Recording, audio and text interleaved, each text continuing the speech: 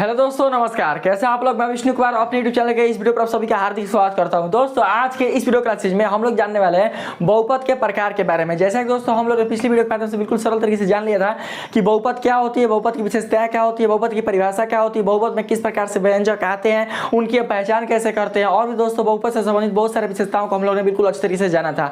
आज के इस वीडियो के माध्यम से मैं आप लोग को बहुपद के प्रकार के बारे में बताऊंगा, जिसमें दोस्तों आप लोग के पूरे सारे कॉन्सेप्ट जो होंगे बहुपद से संबंधित वो सारे दोस्तों आप लोग के क्लियर हो जाएंगे। तो आइए बिना देरी के स्टार्ट करते हैं अपने आज के इस वीडियो क्लासेस को। आज जो बच्चे अभी तक उस वाले वीडियो को नहीं देखे होंगे जो बहुपद के बारे में मैंने बताया था, उस वीडियो को आप लोग देख लीजिएगा, तभी जाकर आप इस वीडियो को देखिएगा, तब जाकर आपको ये जो वीडियो है काफी आप लोग को अच्छी तरीके से समझ में आएगी। तो आइए दोस्तों हम लोग चलते हैं अपने टॉपिक पर।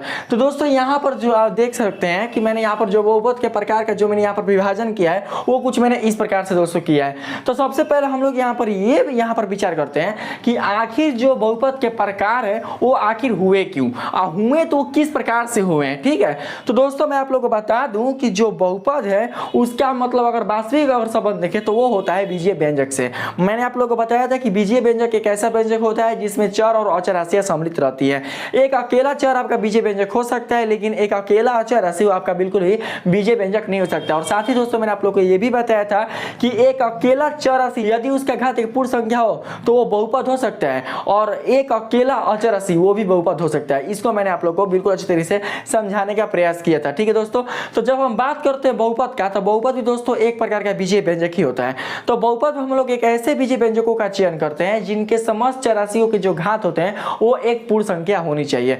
तो दोस्तों जब हम लोग ने पूर्ण संख्या का पर विचार किया था तो आप लोग ये देखे होंगे कि पूर्ण संख्या का जो स्टार्टिंग है वो होता है शून्य से। ठीक है, तो आप लोग दोस्तों देखे होंगे कि चर राशि का जो घात होता है वो दोस्तों शून्य से कहां तक होगा, तो शून्य से लेकर अनंत तक हो सकता है। ठीक है, जिसमें आपके प्राकृतिक संख्या भी क्या होती है, सम्मिलित आपके रहती है। तो दोस्तों आपके जो बहुपद होते हैं उसमें जो बीजीय व्यंजक के समस्त चर राशियों के जो घात होंगे वो पूर्ण संख्या आते हैं। लेकिन अगर हम आपसे ये कहें कि अगर किसी बहुपद के बीजीय व्यंजक में आने वाले चर राशियों के समस्त उनके जो घात है अगर वो शून्य हो जाए, तो मतलब है कि यदि किसी बहुपद की बीजीय व्यंजक में आने वाले उनके समस्त चर राशियों का अगर घात अगर शून्य हो जाए तो आपका जो नया जो व्यंजक बनेगा वो कैसा बनेगा। यदि दोस्तों अगर हम आपको ऐसा फॉर एग्जांपल दें, जैसे कि आप लोग देख सकते हैं, जैसे कि हमने यहाँ पर लिखा 7x² प्लस 5x माइनस 10। ठीक है, ये आपका एक प्रकार क्या है, तो बीजीय व्यंजक भी है और एक प्रकार का आपका बहुपद भी है। क्यों है, क्योंकि दोस्तों इसके जो चर राशि की जो घात है वो एक पूर्ण संख्या है। क्योंकि यहाँ पर जो आप राशि x देख रहे हैं इसका घात 2 है, 2 एक पूर्ण संख्या है। ये 5x देख रहे हैं तो 5x में x का जो घात है वो 1 है, जो कि छिपा हुआ है, वो भी एक पूर्ण संख्या है। लेकिन अगर दोस्तों यहाँ पर हम 10 पर विचार करते हैं तो 10 का तात्पर्य क्या होगा, 10 का तात्पर्य ये हुआ कि इसमें भी कोई ना कोई चर राशि होगा, इसमें भी कोई ना कोई एक चर राशि होगा, क्योंकि इसमें चर राशि के घात 2 है, इसमें चर राशि के घात 1 है। तो कहीं ना कहीं हो सकता है कि इसमें चर राशि के घात कितना होगा, 0 होगा ना। जब इसमें चर राशि घात 0 होगा तो आपको पता है कि किसी भी चर राशि के घात अगर 0 हो तो उसका टोटली जो मान है वो 1 के बराबर हो जाता है। और जब दोस्तों इसका टोटली मान 1 के बराबर होगा तो 1 को अगर हम 10 से मल्टीप्लाई करेंगे तो आपका टोटल जो मान होगा वो कितना निकल कर आ जाएगा, तो 10 निकल कर आ जाएगा।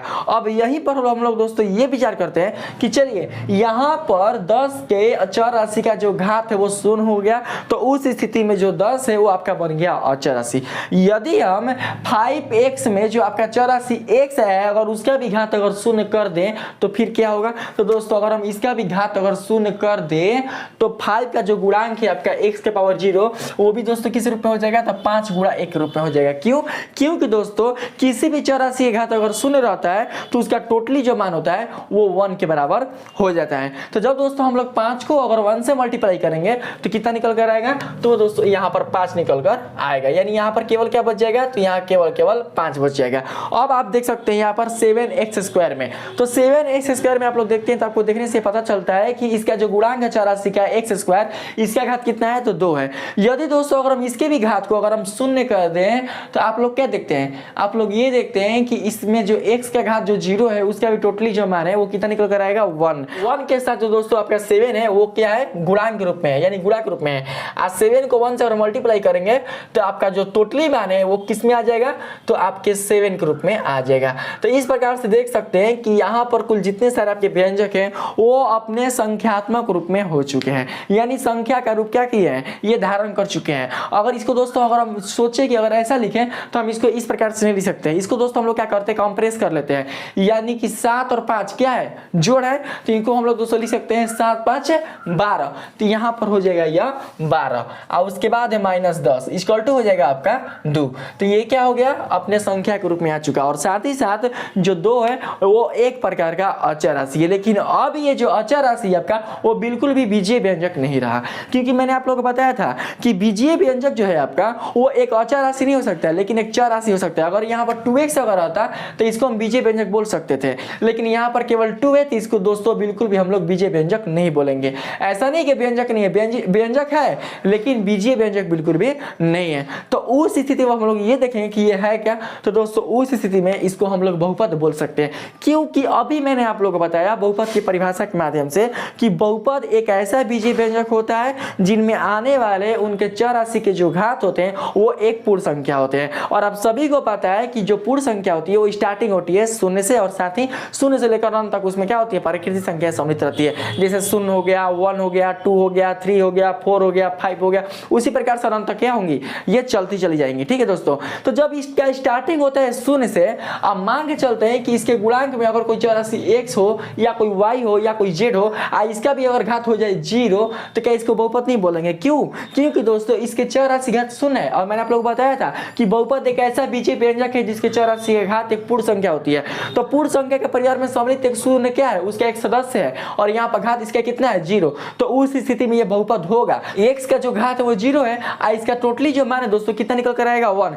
और 2 को जब हम लोग 1 से मल्टीप्लाई करेंगे तो वो आपका आ जाएगा कितना निकल कर, तो 2। तो उस प्रकार हम बोल सकते हैं कि जो 2 है वो हमारा बहुपद है। तो कैसा बहुपद है, तो एक प्रकार का संख्यात्मक बहुपद है। संख्यात्मक कहने का मतलब कि अपने संख्या के रूप में आया है। अगर यही अगर हम बात करें इसका 2x का, या दोस्तों अगर हम बात करें जो मैंने पहले लिया था 7x² प्लस 5x -10 का, तो एक प्रकार का बीजीय बहुपद है, क्योंकि इसमें चर और अचर राशियां सम्मिलित है और इसमें केवल अचर राशि क्या है, सम्मिलित है। तो इसी तथ्य के आधार पर, इसी के गुण के आधार पर हमारे वैज्ञानिकों ने जो बहुपद के प्रकार है उसको 2 भागों में विभाजित किया था, जिसमें दोस्तों आपका पहला आता है बीजीय बहुपद और दूसरा आता है संख्यात्मक बहुपद। तो दोस्तों आप लोग बीजीय बहुपद के नाम से आप लोग समझ चुके होंगे कि बीजीय कहने का मतलब जिसमें बीजीय व्यंजक सम्मिलित हो, और आप सभी को पता है कि बीजीय व्यंजक का जो संबंध होता है वो चर और अचर राशियों के मिलने से होता है। तो कहीं ना कहीं बीजीय बहुपद में जो दोस्तों आपके व्यंजक आएंगे वो चर और अचर राशियों से संबंधित आएंगे। ठीक है, और यहाँ पर जो आपको नाम दिया गया संख्यात्मक बहुपद, तो इसका मतलब ये हुआ कि एक ऐसा बहुपद जिनमें भाग लेने वाले कुल जितने सारे चर राशि है उनके सारे के सारे जो घात होने चाहिए वो 0, यानी कह सकते हैं कि एक ऐसा व्यंजक, या बोल सकते हैं कि एक ऐसा बहुपद जिनमें सम्मिलित समस्त चर राशियों के घात 0 होती है, उसी को हम लोग बोलते हैं संख्यात्मक बहुपद। जब दोस्तों समस्त चर राशियों के घात 0 हो गए तो देख सकते हैं कि इसका पूरा जो मान है वो संख्या के रूप में क्या हो चुका है, परिवर्तित हो चुका है, और उस रूप में हम लोग बोल सकते हैं कि यह बहुपद है, लेकिन कैसा, तो संख्यात्मक। और इस प्रकार से आपके जो बहुपद है वो 2 भागों में विभक्त हो जाते हैं, पहला बीजीय बहुपद और दूसरा संख्यात्मक बहुपद। ठीक है दोस्तों, संख्यात्मक बहुपद को हम लोग शून्य बहुपद के नाम से भी क्या करते हैं जानते हैं। क्वेश्चन उठेगा ये कि सर हम लोग संख्यात्मक बहुपद को तो समझ चुके हैं, क्योंकि इसमें संख्या आएगा, क्यों आएगा ये भी मैंने आप लोग को बताया, लेकिन अब क्वेश्चन आता है कि इसको शून्य बहुपद क्यों बोलेंगे, शून्य बहुपद का मतलब क्या होता है। तो दोस्तों शून्य बहुपद का तात्पर्य एक ऐसे बहुपद से है जिस बहुपद में सम्मिलित होने वाले समस्त चर राशियों की घात एक शून्य हो। मैंने आप लोग बताया था ना। अच्छा, ये संख्या किस रूप में आया है, ये संख्या, ये जो बहुपद है ये अपने अचर रूप में कब आया है, जब इनके भी चर राशि के घात शून्य हुआ होगा।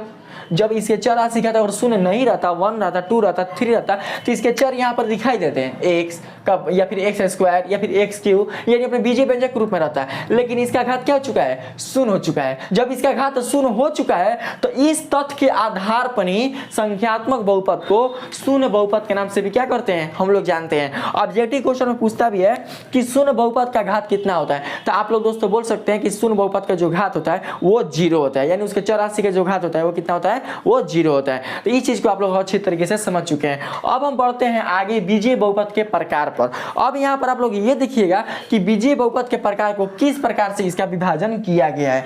तो दोस्तों बीजीय बहुपद को हमारे वैज्ञानिकों ने मुख्यतः 3 भागों में क्या किया है, विभाजित किया है। हालांकि बहुत सारे आप लोग किताब पढ़ते होंगे, लेकिन उन किताबों में उतने अच्छी तरीके से व्यवस्थित रूप से या व्यवस्थित ढंग से आप लोग को ये नहीं बताया जाता है कि बहुपद क्या होता है या बहुपद के प्रकार क्या होते हैं, उनका विभाजन किस प्रकार से किया गया है। लेकिन दोस्तों मैं अपने वीडियो के माध्यम से आप लोग को बिल्कुल व्यवस्थित ढंग से, बिल्कुल अच्छे तरीके से आप लोग को बताने का प्रयास करता हूं, ताकि आपको बहुत सारी किताबों को पढ़ने की जरूरत ना पड़े, आप लोग बिल्कुल अच्छी तरीके से जानकारी को हासिल कर सके और आप ये समझ सके कि आखिर इसका मतलब क्या होता है। ठीक है, तो दोस्तों यहाँ पर देख सकते हैं कि बीजीय बहुपद का जो विभाजन है वो 3 भागों में किया गया है, जिसमें पहला आता है चर राशि के आधार पर, दूसरा आता है पदों की संख्या के आधार पर, और तीसरा आता है घात के आधार पर। और इन तीनों के बारे में दोस्तों हम लोग को क्या करना है, यहाँ पर समझना है। तो सबसे पहले हम लोग यहाँ पर बात करेंगे चर राशि के आधार पर। तो दोस्तों मैं आप लोग को बता दूं कि चर राशि के आधार पर बीजीय बहुपद का यहाँ पर विभाजन किस प्रकार से किया गया है।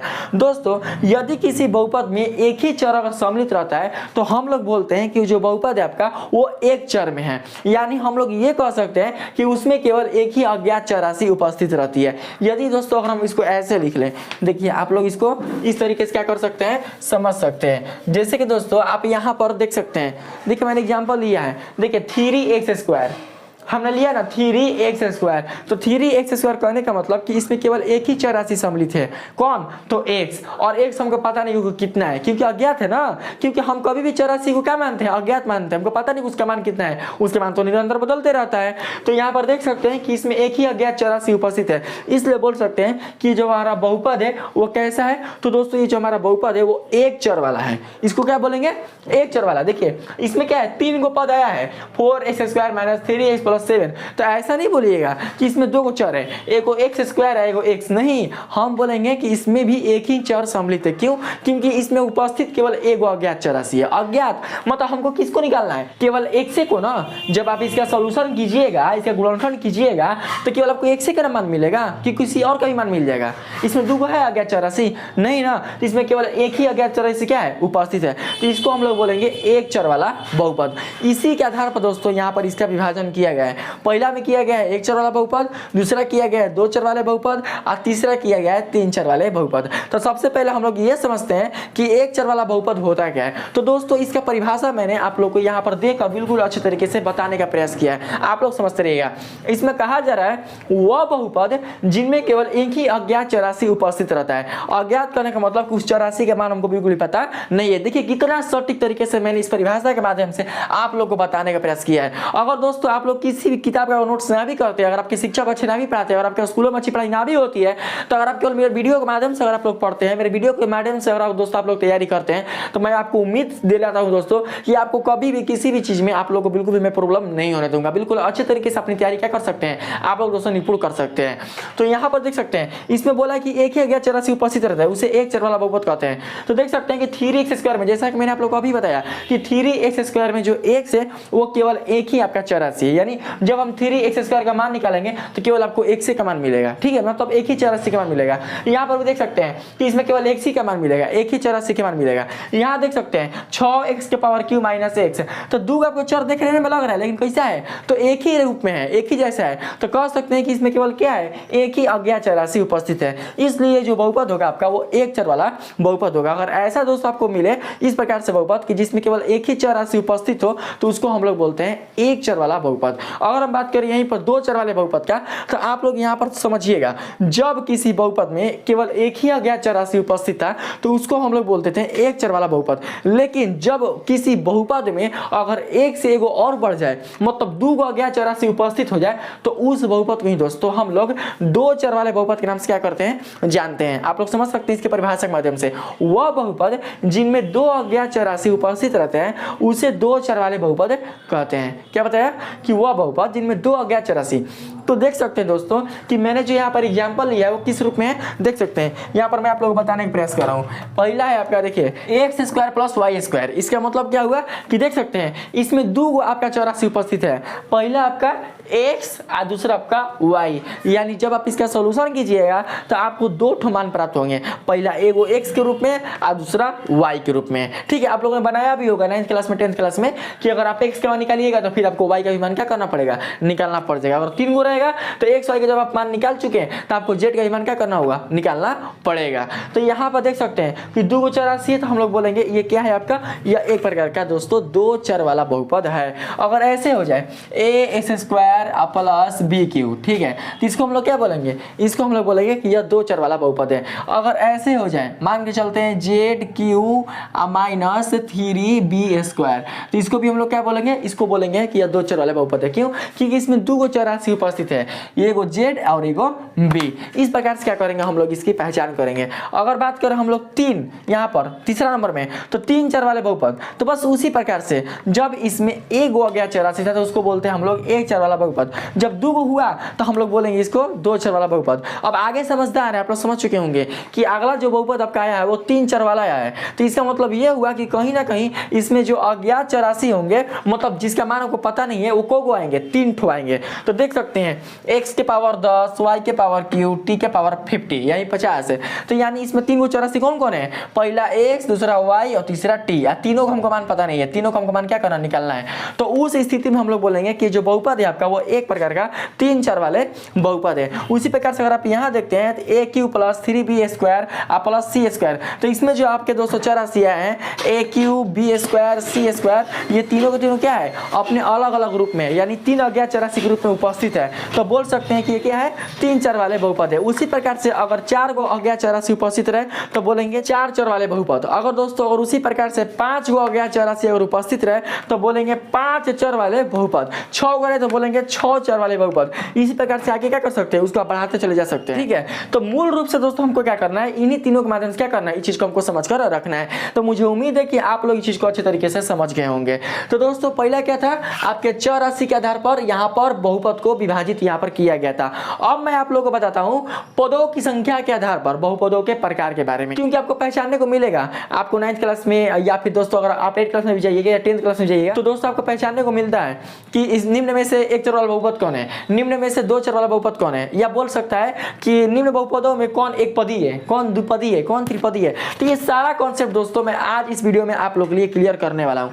देख सकते हैं यहाँ पर पदों की संख्या के आधार पर बहुपदों को इस प्रकार से विभाजित किया गया है, जिसमें पहला आता है एक पदी बहुपद, दूसरा आता है द्विपद बहुपद और तीसरा आता है त्रिपद बहुपद। तो दोस्तों एक पदी, द्विपदी और त्रिपदी इन सबको बताने से पहले सबसे पहले मैं आप लोग को ये समझाता हूँ कि पद आखिर होता क्या है, क्योंकि जब आपको पद पहचानने आएगा तब तो उसका नामकरण कीजिएगा ना आप कि वो एक पदी है कि द्विपदी है कि त्रिपदी है, बताइए। तो सबसे पहले हमको क्या करना है, उसका पद पहचानना है। तो दोस्तों मैं आप लोग को बता दूं कि आपका वो बहुपद हो या बीजीय व्यंजक हो, यानी दोस्तों अगर बात करते बहुपद है क्या कि हम पढ़ रहे हैं बहुपद, ठीक है। तो दोस्तों मैं बता दूं आप लोग को कि किसी बहुपद में उसके बीजीय व्यंजक में आने वाले जो चर और अचर राशि अपने जिस गणितीय चिन्हों के साथ प्रयुक्त होते हैं उसी को दोस्तों हम लोग उसके पदों के नाम से क्या करते हैं, जानते हैं। जैसे कि दोस्तों हमने यहाँ पर क्या लिखा है, देख सकते हैं 5x square minus 3x plus 5, ठीक है, यहाँ पर देख सकते हैं। तो दोस्तों यहाँ पर जो आप बीजीय व्यंजक देख रहे हैं इसमें आपके क्या देखे जा रहे हैं,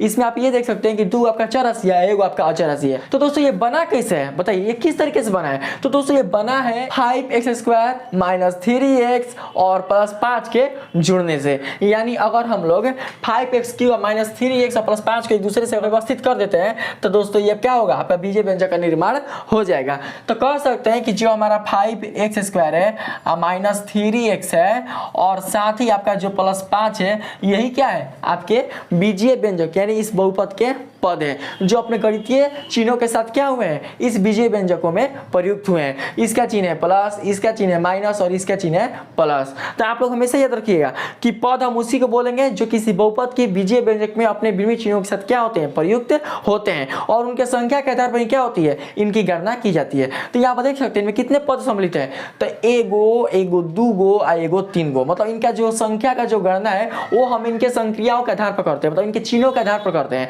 तो यहाँ पर देख सकते हैं कि जब संख्या 3 है तो इसको बोलेंगे हम लोग कि ये बहुपद कैसा है, तो त्रिपद है, यानी 3 पदों वाला है। इसमें कितने पद सम्मिलित है, तो 3 पद क्या है दोस्तों, सम्मिलित है। तो इस तरीके से क्या करना है, हमको समझना है। आइए अब मैं आप लोग समझाता हूँ कि एक पदी बहुपद क्या कहलाता है। तो एक पदी कहने का मतलब कि उसमें जो पद आएंगे वो केवल एक आएंगे, एक से अधिक बिल्कुल भी आ नहीं सकता है। तो इसको भी दोस्तों मैंने आप लोग को यहाँ बताने का प्रयास किया। देखिए एक पदी बहुपद, इसमें बोला जा रहा है जिस बहुपद में पदों की संख्या केवल एक होती है उसे एक पदी बहुपद कहते हैं। तो देख सकते हैं कि 2x, तो 2x में जो दोस्तों आपके पद हैं वो कितने हैं, तो केवल एक है। तो इसलिए जो 2x होगा आपका वो एक पदी होगा। पहचानते रहिएगा, बिल्कुल भी मिस मत कीजिएगा, आप लोग अच्छे से समझते रहिएगा।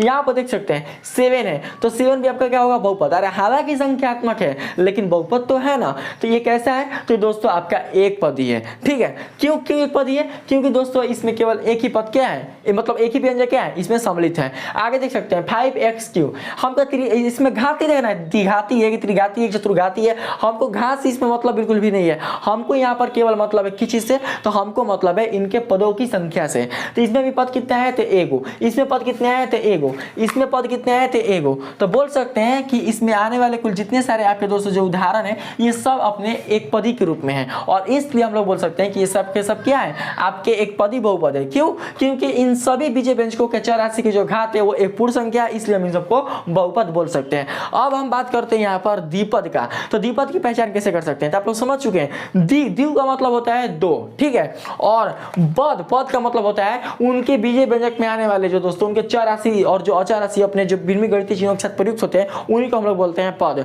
तो द्विपद बहुपद, तो इसमें कितने पद आएंगे, तो इसमें आपके 2 ठो पद आएंगे। तो समझिएगा जिस बहुपद में पदों की संख्या केवल 2 होती है, अब इसमें एक पद और बढ़ जाएगा। क्या बताया मैंने कि जिस बहुपद में पदों की संख्या केवल 2 होती है उसे द्विपद बहुपद कहते हैं। तो देख सकते हैं दोस्तों कि x + 1 यानी कि इसमें टोटल कोगो आपका पद मिलने रहे हैं। तो दोस्तों एगो x मिल रहा है और एगो 1 मिल रहा है। तो एगो कोगो दूगो किसके साथ, तो अपने चिन्हों के साथ। x का चिन्ह है प्लस और 1 का चिन्ह भी है प्लस, तो इन दोनों को मिलने से आपका ये आपका बहुपद बना और इसमें जो पद है वो 2 ठो सम्मिलित है। अगला देख सकते हैं x² + x, इसमें पद कितने सम्मिलित है, तो दूगो, एगो कोगो तो दूगो, तो बोलेंगे ये भी क्या है, द्विपद बहुपद है। इसमें पद कितने सम्मिलित है, y 30 + 1, ठीक है, तो इसको बोलेंगे क्या है, तो यह एक प्रकार का द्विपद बहुपद है। आगे देख सकते हैं ये भी क्या होगा, तो द्विपद। हमको घात पर विचार नहीं करना है, हमको केवल विचार करना है इनके पदों की संख्या पर। तो इस प्रकार से आप क्या कर सकते हैं, द्विपद बहुपद को भी पहचान सकते हैं। बात करते हैं इसके अगला वाला बहुपद जो कि आपका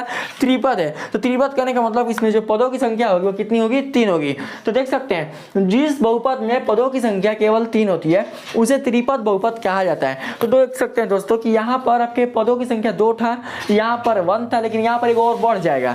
देख सकते हैं x + x² + पाई कितने पद आए, तो एगो यानी को टोटल 3 गो। यहाँ देख सकते हैं √2 + x - x², तो इसमें पदों की संख्या कितना है टोटल, तो 3 गो आया है। तो बोलेंगे भी क्या है, त्रिपद है। यहाँ देख सकते हैं y का पावर 4 + y + 5, इसमें पदों की संख्या कितनी है, तो दोस्तों 3 ठो है। तो 1 2 3, तो बोलेंगे ये भी क्या है, तो हमारा त्रिपद है। तो इस प्रकार से दोस्तों हम लोग ने जानने का प्रयास किया है कि हम लोग बीजीय बहुपद को चर राशि के आधार पर और पदों की संख्या के आधार पर किस प्रकार से विभाजित करते हैं और इनकी पहचान हम किस तरीके से करते हैं। अब दोस्तों हम लोग यहाँ बात करते हैं घात के आधार पर। ये दोस्तों बहुत ही आपका मोस्ट इंपॉर्टेंट है, ठीक है, कि किस तरीके से क्या कर सकते हैं हम लोग, इसकी हम लोग पहचान कर सकते हैं।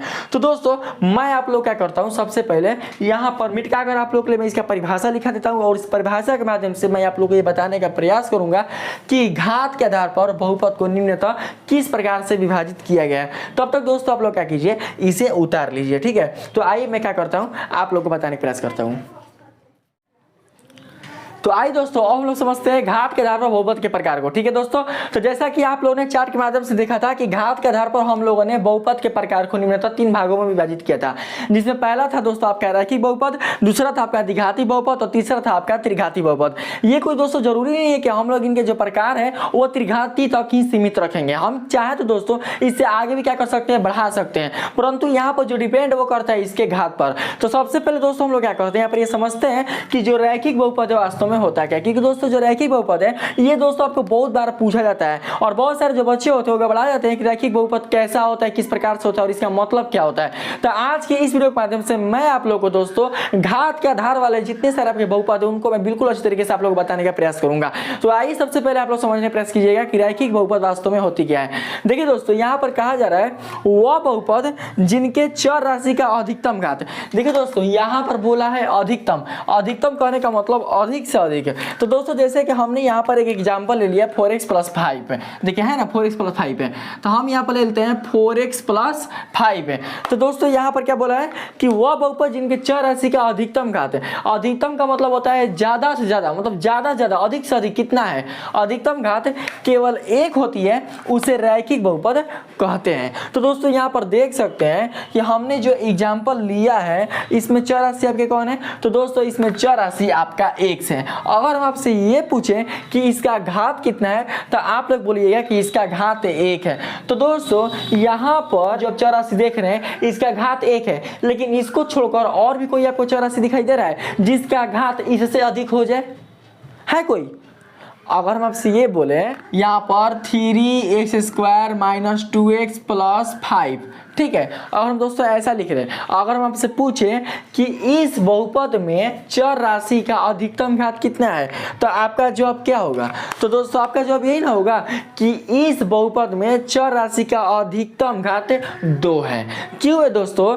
क्योंकि यहाँ पर जो आप देख रहे हैं x का घात, इसमें कितना घात है 2, और उसके बाद अगर आप चर राशि देखते हैं इस वाले 2x में तो इसके जो चर राशि का घात है वो कितना है 1, मतलब इससे कम है। लेकिन हमको क्या करना है, देखना है अधिक से अधिक। तो अधिक से अधिक कितना है, तो अधिक से अधिक 2 है। तो उस स्थिति में हम लोग बोलेंगे कि जो बहुपद है हमारा वो कितने घातों वाला है, तो 2 घातों वाला है। दोस्तों यहाँ पर समझने वाली चीज है कि किसी भी बहुपद के उनके चर राशियों में आने वाले कुल जितने सारे आपके चर राशि के घात होते हैं उनमें देखेंगे कि किसका घात सबसे अधिक है। तो किसका घात मतलब किस चर राशि का घात है, तो जिस चर राशि के घात जितना ही अधिक होगा हम दोस्तों उसका जो नामकरण है उसके घात के आधार पर क्या करेंगे, उसका नामकरण करेंगे। तो इस बहुपद में आपको ये देखने से ये लग रहा है कि इसमें जो 3x² वाला जो आपका पद है इसका घात सबसे अधिकतम है। क्यों, कितना है दोस्तों, तो 2 है। तो हम लोग बोल सकते हैं कि ये जो आपका बहुपद है वो एक प्रकार का 2 घातों वाला है, और 2 घातों वालों के आधार पर हम लोग क्या करेंगे कि इसका नामकरण द्विघाती के रूप में करेंगे। अगर दोस्तों यहाँ पर अगर ये बिल्कुल भी नहीं रहता, ये रहता -2x + 5, तो इसमें आप लोग देख सकते हैं कि इसका अधिक से अधिक जो घात है वो कितना है, तो केवल 1 है। तो इस स्थिति में हम लोग बोल सकते हैं कि जो बहुपद है हमारा वो कितने घातों वाला है, तो वो 1 घातों वाला है। और उस स्थिति में हम लोग इसका नामकरण रैखिक बहुपद के रूप में क्या करते हैं, हम लोग करते हैं। तो दोस्तों आप लोग समझ चुके हैं कि रैखिक बहुपद एक ऐसा बहुपद होता है जिसमें बहुपद में आने वाले कुल जितने उनके चर राशि होते हैं उन चर राशियों का जो अधिकतम घात होता है वो केवल 1 होती है। अगर बात करें सरल परिभाषा का, तो सरल परिभाषा इसका कि जिनके चर राशि का अधिकतम घात केवल 1 होती है उसे रैखिक बहुपद कहते हैं। तो दोस्तों इसमें जितने सारे आपके उदाहरण लिए गए हैं उसमें आपके चर राशि के आने वाले कुल जितने सारे घात है वो केवल 1 ही होगी, ना 1 से कम होगी ना 1 से ज्यादा होगी। इसका भी घात कितना है, तो 1। इसका भी घात कितना है, तो दोस्तों 1। इसमें देख सकते हैं t + √2, तो t का घात कितना है, तो 1, और जो 7 - x देख रहे हैं तो x का जो घात वो कितना है, तो 1। तो इस प्रकार से दोस्तों अगर आपको कितना भी पद वाला मिला हमको उससे मतलब नहीं है, बस हमको ये देखना है कि उस बहुपद में जो आपके चर राशि है उनका अधिकतम घात कितना है। अगर उसका अधिकतम घात अगर 1 रहेगा तो हम लोग बोलेंगे कि वो रैखिक बहुपद है। अगर उस बहुपद के चर राशि का अधिकतम घात अगर 2 रहेगा तो हम लोग बोलेंगे कि वो द्विघाती बहुपद है। अगर किसी बहुपद के चर राशि का अधिकतम घात अगर 3 रहेगा तो हम लोग बोलेंगे कि वो त्रिघाती बहुपद है। अगर किसी बहुपद के चर राशि का अधिकतम घात अगर 4 रहेगा तो उसे हम लोग बोलेंगे ये चतुर्घाती बहुपद है। अगर किसी बहुपद के चर राशि का अधिकतम घात अगर 5 रहेगा तो उसे बोलेंगे कि यह पंचम घाती बहुपद है। तो दोस्तों ऐसा कोई जरूरी नहीं है कि बहुपद का जो प्रकार है वो त्रिघात तक ही सीमित रहेगा। आप इनके घात की संख्या के आधार पर क्या कर सकते हैं, आप इन्हें आगे भी बढ़ा सकते हैं। लेकिन अगर बात करें मूल रूप से, तो मूल रूप से बहुपद का जो प्रकार है दोस्तों वो निम्नतः 3 ही भाग में क्या किया जाता है, इसको निरूपित किया जाता है। जिसमें पहला आता है आपका रैखिक बहुपद, दूसरा आता है आपका द्विघाती बहुपद, और तीसरा आता है आपका त्रिघाती बहुपद। तो इसे दोस्तों आप लोग समझ चुके हैं। थोड़ा सा बात करते हैं हम लोग रैखिक बहुपद के विशेषता के बारे में। तो दोस्तों यहाँ देख सकते हैं कि रैखिक बहुपद का मानक रूप px = ax + b होता है। कोई पूछिए आपसे कि रैखिक बहुपद का मानक रूप क्या होता है, तो आप बताना कि रैखिक बहुपद का मानक रूप ax प्लस बी होता है। क्यों दोस्तों? क्योंकि यहाँ पर जो ax है वो चर राशि को निरूपित कर रहा है, इसका घात 1 है, और जो b है वो अचर राशि को निरूपित करता है, और साथ ही a का मान शून्य नहीं होना चाहिए। अब क्वेश्चन आएगा ये कि क्यों a का मान शून्य नहीं होना चाहिए। तो दोस्तों समझने वाली बात है कि अगर हम लोग एक जगह पर अगर हम लोग 0 रख दें तो इसका मान क्या हो सकता है दोस्तों? तो 0 को अगर हम लोग x से मल्टीप्लाई करेंगे प्लस b, यानी है ना ax प्लस b, तो हमने a के स्थान पर क्या रखा? 0, क्योंकि a बराबर 0 बिल्कुल भी नहीं होना चाहिए। तो एक जगह पर हम क्या किया, अगर 0 और कर दें, अगर a बराबर अगर 0 को हो जाए तो यहाँ पर आ जाएगा 0। और जब 0 को अगर हम x से मल्टीप्लाई करेंगे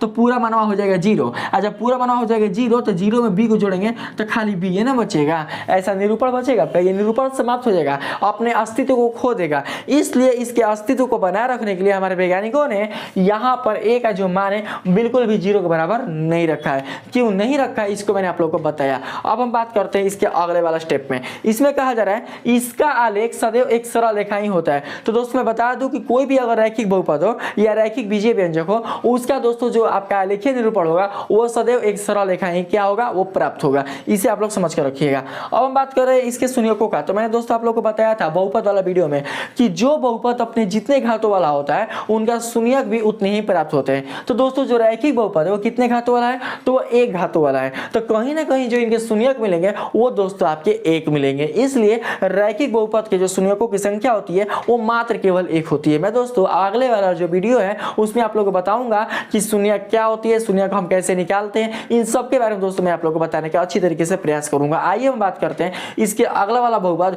जो कि आपके दो घातों से संबंधित है। जब दोस्तों आपका अगला वाला बहुपद दो घातों से संबंधित होगा तो कहीं ना कहीं इसका जो नामकरण है वो द्विघाती के रूप में किया जाएगा। तो दोस्तों यहाँ देख सकते हैं कि इसकी जो परिभाषा है कुछ इस प्रकार से कहा जा रहा है, वह बहुपद जिनके चर राशि का अधिकतम घात, हमको बिल्कुल भी अचर पर यहाँ पर हमको बिल्कुल भी विचार नहीं करना है, हमको विचार करना है केवल चर राशि के अधिकतम घात पर, मतलब ज्यादा से ज्यादा इसका घात कितना है उसे हम लोग क्या बोलते हैं, द्विघाती बहुपद। तो एग्जांपल में देख सकते हैं 2x² + 5 है। तो इसमें दोस्तों जो चर राशि 2x² है उसमें दोस्तों इसका जो अधिकतम घात है वो कितना है, तो 2 है। तो बोल सकते हैं कि एक ऐसा बहुपद है तो द्विघाती है। इसमें देख सकते हैं, देखिए 3x का घात कितना है 1 और 5x² का घात कितना है तो 2।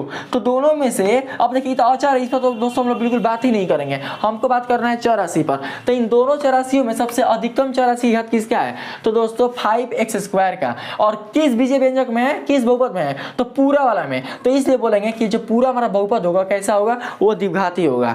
इसमें देख सकते हैं इसमें जो चर राशि y² है इसका अधिकतम घात कितना है तो 2 है। इसका कम है लेकिन इसका कितना है 2 है। अगर इससे ज्यादा रहता, अगर 3 रहता तो बोलते त्रिघाती है, लेकिन कितना है तो 2 है अधिकतम, मतलब ज्यादा ज्यादा कितना है तो 2 ही है। तो बोल सकते हैं कि कितना घात वाला बहुपद है तो वो द्विघाती है। अब हम बात करें दोस्तों इसके अगर हम लोग विशेषता के बारे में, तो जिस प्रकार से इसका मानक रूप ax + b होता था ठीक उसी प्रकार से दोस्तों द्विघाती बहुपद का मानक रूप px = x² + bx + c होता है। क्योंकि जब इसका घात दोस्तों 2 है तो इसके बाद का जो घात होगा वो कमेगा। तो कितना कम कराएगा, मतलब यहाँ 2 है तो यहाँ कितना होगा 1, और फिर 1 से कम कर देंगे तो इसका घात कितना हो जाएगा x⁻0। मतलब c पर भी क्या होगा, c पर भी x का घात होगा लेकिन कम होगा, 1 से कम होगा। तो 1 से कम होगा तो कितना आएगा 0, और जब x का घात आएगा 0 तो आपका x का टोटली जो मनवा है 1 ना हो जाएगा, और 1 को c से मल्टीप्लाई करेंगे तो कांस्टेंट हो जाएगा यानी अचर होगा। तो इसका जो निरूपण होता है वो दोस्तों कुछ इस प्रकार से होता है, आप लोग समझ कर रखिएगा। और इसमें दोस्तों हम लोग a और b को 0 के बराबर बिल्कुल भी नहीं रखते हैं। जैसा कि दोस्तों आप लोगों ने यहाँ पर समझा, अगर हम लोग a और b को 0 के बराबर रख देंगे तो अगर हम लोग a के स्थान पर अगर 0 रखेंगे तो पूरा मनवा 0, अगर b के स्थान पर अगर 0 रखेंगे तो पूरा मनवा 0, और उस प्रकार से दोस्तों आपका केवल यहाँ बच जाएगा c, जो कि अपने अस्तित्व को खो देगा कब, जब यहाँ पर 0 आ जाए तब। तो इसलिए दोस्तों हम लोग क्या करेंगे, बिल्कुल भी 0 नहीं रखेंगे। कहाँ पर, तो a और b पर, यानी चर राशि के गुणांक पर। अब बात करते हैं इसका दूसरा नंबर में, इसका आलेखीय निरूपण सदैव यू आकार का प्राप्त होता है। तो दोस्तों मैंने आप लोग को बताया था कि जब भी आप द्विघाती बहुपद का या द्विघाती समीकरण का या द्विघाती बीजीय व्यंजकों का अगर आप दोस्तों इसका आलेखीय निरूपण करते हैं तो इसका आलेख कभी भी भी सरल रेखा प्राप्त ना होकर वो यू आकार वाला क्या होता है, इसका आलेख प्राप्त होता है। ठीक है दोस्तों, अब हम बात करते हैं इसके शून्यकों पर। तो दोस्तों जो द्विघाती बहुपद है इसके शून्यकों की संख्या आपको केवल 2 ही प्राप्त होते हैं। क्यों दोस्तों, जिस प्रकार से आपके रैखिक बहुपद के शून्यकों की संख्या 1 प्राप्त होती थी, ठीक उसी प्रकार से दोस्तों आपके द्विघाती बहुपद के शून्यकों की संख्या कितनी प्राप्त होगी, 2। क्यों,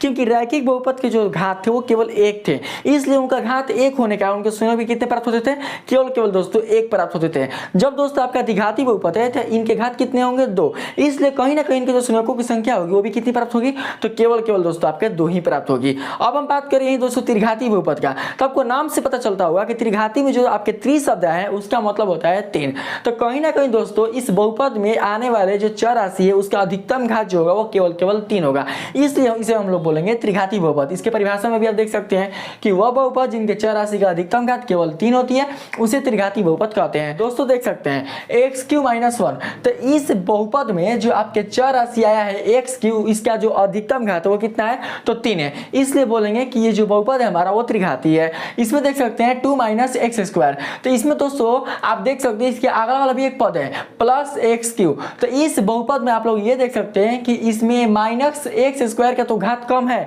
लेकिन दोस्तों जो x³ है उसका घात ज्यादा है, यानी कितना है, तो 3, इसलिए बोलेंगे कि इस बहुपद में आने वाला जो चर राशि x³ है उसका घात अधिकतम यानी 3 है, इसलिए दोस्तों इसके घात के नाम पर ही इस बहुपद को हम लोग त्रिघाती बहुपद के नाम से क्या करेंगे, नामांकित करेंगे, या फिर इसको दोस्तों हम लोग जानेंगे 2 + t + 2t² - t³।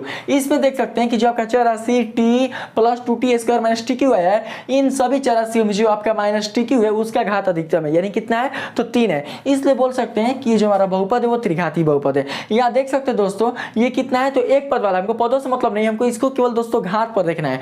तो इस चर राशि का जो अधिकतम घात है वो कितना है, तो 3, तो बोल सकते हैं कि ये भी हमारा जो बहुपद है वो कितना है, तो त्रिघाती बहुपद है। ठीक है, तो इस प्रकार से दोस्तों आप लोग बिल्कुल अच्छी तरीके से पहचान कर सकते हैं कि त्रिघाती बहुपद किस प्रकार से होते हैं। ठीक है, अब हम बात करते हैं दोस्तों इसकी विशेषता के बारे में। तो दोस्तों त्रिघाती बहुपद का जो मानक रूप होता है वो होता है px = x³ + bx² + cx + d होता है, जहां a b c बिल्कुल भी 0 के बराबर नहीं होगा। तो दोस्तों जिस प्रकार से आप लोगों ने यहाँ जाना था कि अगर हम लोग चर राशियों के गुणांक को अगर हम लोग 0 के बराबर करते थे तो इनके जो चर राशि थे वो 0 हो जाते थे, और उस स्थिति में ये अपने स्वरूप को खोकर केवल यहाँ पर c को प्राप्त होते थे। ठीक उसी प्रकार से दोस्तों अगर यहाँ पर भी हम लोग a b और c को 0 के बराबर कर दें तो पूरा जो मनवा है x³ x² और x वाला ये 0 ना हो जाएगा, और जब ये 0 हो जाएगा तो केवल बच जाएगा d, यानी इसका जो मानक रूप है वो समाप्त हो जाएगा। इसलिए हमारे वैज्ञानिकों ने दोस्तों a b और c को बिल्कुल भी 0 के बराबर नहीं रखा है। अगर बात करें इसका आलेख का, तो दोस्तों इसका जो आलेख होता है वो हमेशा और हमेशा वक्राकार प्राप्त होता है, यानी दोस्तों इसका जो आलेख है बिल्कुल भी सरल रेखा और यू आकार का बिल्कुल भी प्राप्त नहीं होता है। इसका जो आलेख है वो कैसा प्राप्त होता है, तो वक्राकार प्राप्त होता है। ठीक है, अब हम बात करते हैं दोस्तों इसके तीसरा नंबर में इसके शून्यकों का। तो मैंने आप लोग बताया था कि किसी भी बहुपद के शून्यकों की संख्या का निर्धारण उसके घात के आधार पर किया जाता है।